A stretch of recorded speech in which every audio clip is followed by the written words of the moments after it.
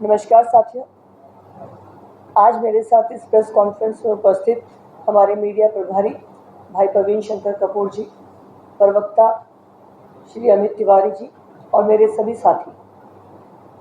हम सबको ध्यान है कि केजरीवाल जी ने किस तरह से ईडी के सम्मन को बार बार, एक बार नहीं 8 से 9 बार इग्नोर किया। दिल्ली में रहते हुए वो ईडी के सम्मन का जवाब देना उन्होंने उचित नहीं समझा, ईडी के दफ्तर जाना उचित नहीं समझा और अंत में जैसा कि कानून अपना काम करता है 21 मार्च को उन्हें गिरफ्तार किया गया। 21 मार्च को जब वो गिरफ्तार हुए तो 22 मार्च को कोर्ट ने उनको 5 दिन की पुलिस कस्टडी के अंदर भेजा। 23, 24, 25 इन तीनों दिन उनकी पत्नी, जो कि अप्रत्यक्ष रूप से दिल्ली के सीएम के पद के ऊपर ही काम कर रही थी, क्योंकि वो रोड शो के लिए भी आगे भेजी गई, सब काम उन्होंने पॉलिटिकल किए हैं, तो उन्हें सिर्फ पत्नी नहीं कहना चाहिए, उन्होंने एक आम आदमी पार्टी के बड़े नेता की हैसियत से काम किया। उन्होंने और आम आदमी पार्टी के सभी विधायक, निगम पार्षद और पार्टी के सभी लोगों ने एक प्रोपेगेंडा फैलाया दिल्ली के अंदर, बार बार इस बात को कहा कि जब 28 मार्च को श्री अरविंद केजरीवाल जी कोर्ट में आएंगे तो बहुत बड़ा पर्दाफाश होगा। उन्होंने इस तरह का माहौल बनाया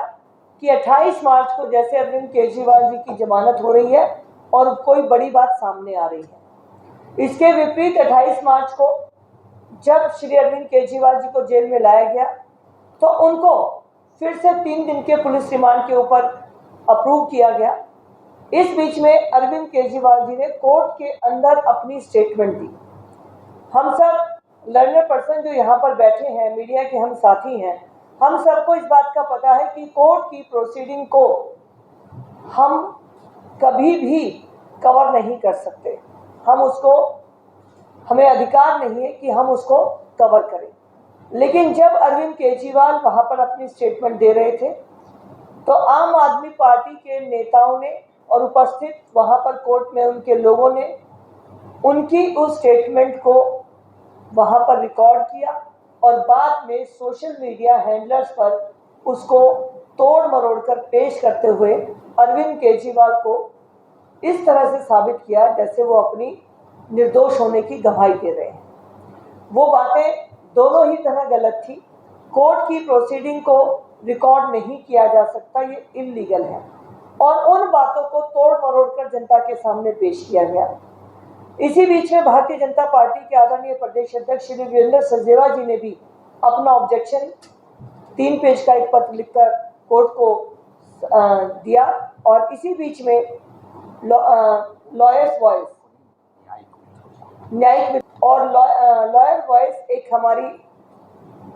संस्था है, एक ऑर्गेनाइजेशन है जो कि इस तरह के मामलों को उठाती है, उन्होंने भी इस विषय के ऊपर PIL डाली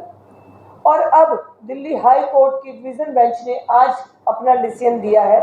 जिसके अंदर 2 विषय महत्वपूर्ण हैं। सबसे पहले सभी सोशल मीडिया प्लेटफॉर्म्स के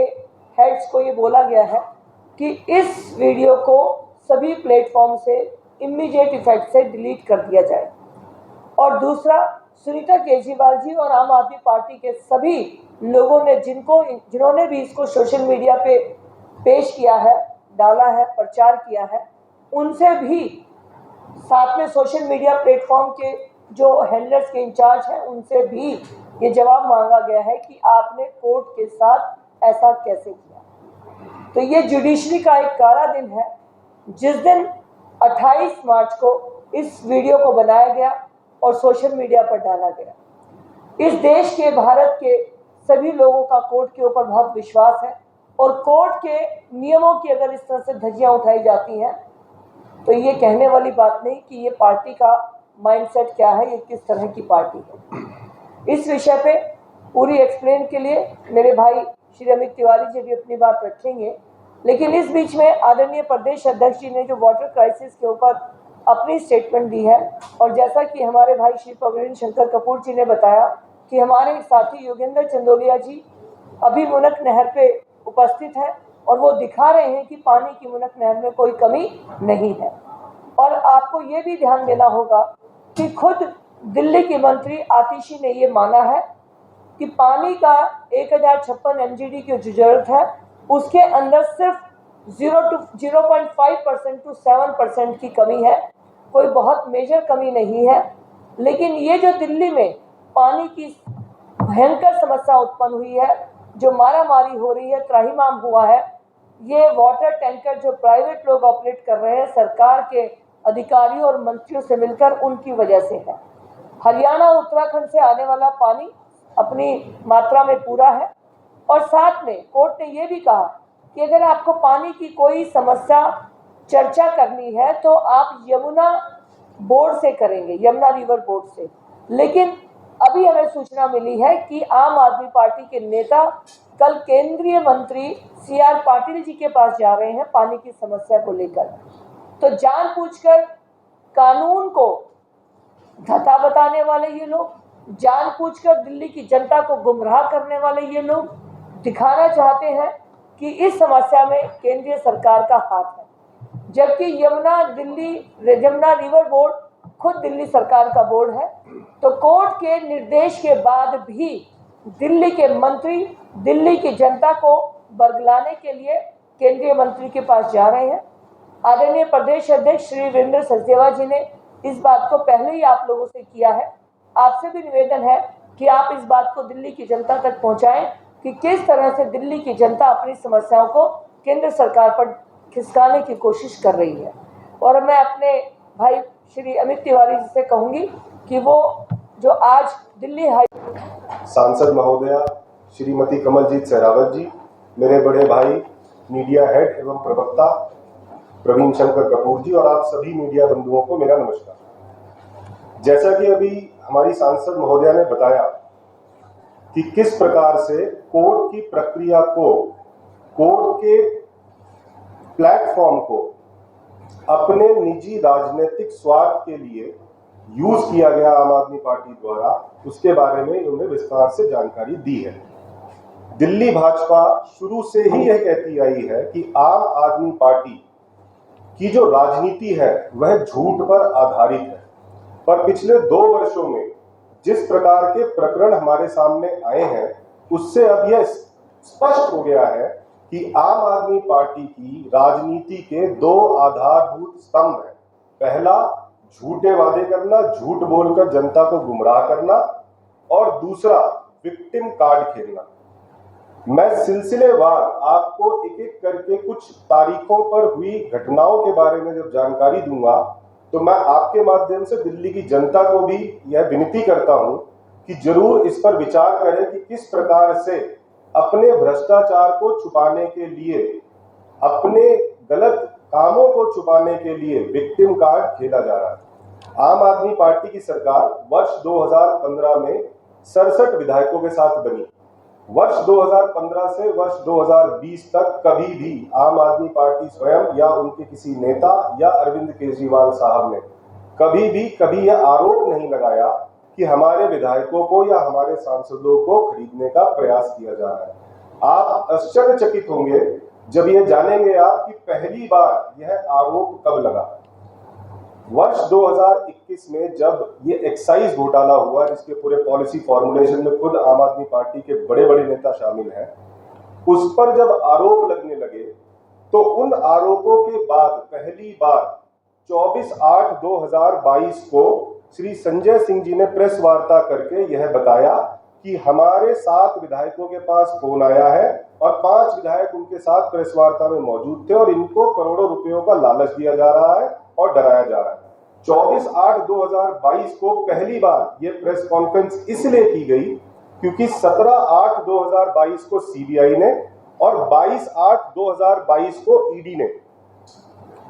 मुकदमे रजिस्टर किए थे। इनको समझ आ गया था कि चूंकि अब ईडी और सीबीआई दोनों ने मुकदमे रजिस्टर कर दिए हैं और इनका भ्रष्टाचार सबके सामने आ जाएगा, इस वजह से जनता को गुमराह करने के लिए इन्होंने 24/8/2022 को पहली बार ऐसी प्रेस कॉन्फ्रेंस करके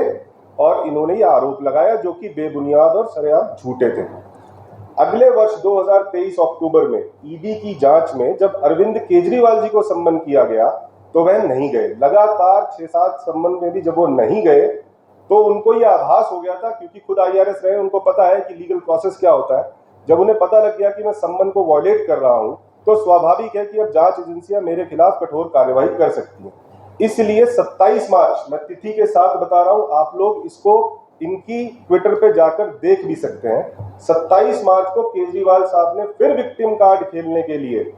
इन्होंने 27 जनवरी को एक पोस्ट किया कि हमारे 21 विधायकों को संपर्क किया जा रहा है और उसमें से 7 विधायकों ने हमें बताया है कि उन्हें 25 करोड़ रुपए की लालच दिया गया है और उनको डराया धमकाया जा रहा है, ताकि जनता में यह मैसेज जाए कि केजरीवाल साहब को तो भ्रष्टाचार के झूठे मुकदमे में फंसाया जा रहा है, क्योंकि उनकी सरकार गिरानी है। जनता को गुमराह करने के लिए किया गया। उसी दिन आप देख लीजिएगा, आतिशी जी की भी प्रेस कॉन्फ्रेंस है, फेसबुक और ट्विटर दोनों पे आज भी अवेलेबल है। इसके बाद